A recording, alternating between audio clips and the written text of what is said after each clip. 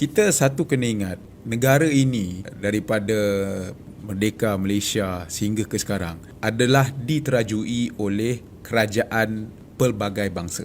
Zaman BN sama, masa zaman PH, sekarang zaman Madani, it is a multiracial government. Tak pernah dalam Malaysia ni yang mana kita ada kerajaan satu bangsa atau satu agama saja. Memang tak boleh, demografi kita macam tu. Dan satu lagi perkara sebenarnya, orang yang mengatakan bahawa Melayu akan hilang dan perlu bersatu dan sebagainya, sebenarnya tidak melihat bahawa selera politik orang Melayu itu sekarang sudah menjadi pelbagai. Pilihan politik juga pelbagai. Ada yang menyokong Perikatan Nasional, ada yang menyokong UMNO Barisan Nasional, ada juga yang menyokong PH, dan dalam PH pun ada juga kepelbagaian. Ada yang menyokong Amanah, PKR, dan juga ada yang menyokong parti saya, parti DAP. Jadi kepelbagaian ini menunjukkan sebenarnya orang Melayu semakin maju dari segi pilihan politik mereka. Mereka tidak hanya mengikut satu atau dua parti saja, mereka boleh bebas memilih sebab mereka makin matang.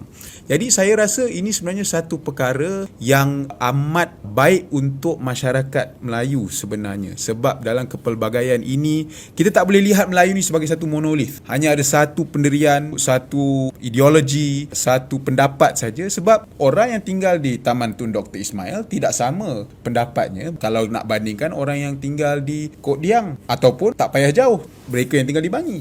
Ada perbezaannya, mungkin ada persamaannya. Jadi untuk menjadi satu suara saja untuk mewakili orang Melayu, sukar saya rasa dalam keadaan sekarang. Tapi yang penting adalah satu, kepentingan orang Melayu itu sudah pun termaktub dalam Perlembagaan Persekutuan. Yang mana kita tahu ada perkara 152, 153 dan sebagainya. Islam sebagai agama persekutuan. Ini semua tidak boleh dipinda, melainkan ada 2/3, dan apabila ia melibatkan kepentingan orang Melayu, ia tidak boleh dipinda. Kalaupun ada 2/3, kena bawa ke Majlis Raja-Raja mendapat kebenaran. Jadi semua ini telah pun termaktub dalam Perlembagaan Persekutuan. Jadi saya rasa komen-komen seperti ini saya rasa hanyalah sebagai polemik untuk mereka kekal relevan, mereka kata akan hilang. Padahal kalau kita tengok faktanya adalah yang makin berkurangan di Malaysia inilah bukan Melayu. Yang mana demografi Melayu itu semakin lama semakin besar, semakin ramai. Jadi bagaimana satu kaum yang menjadi semakin ramai, maknanya bila semakin ramai semakin banyak undi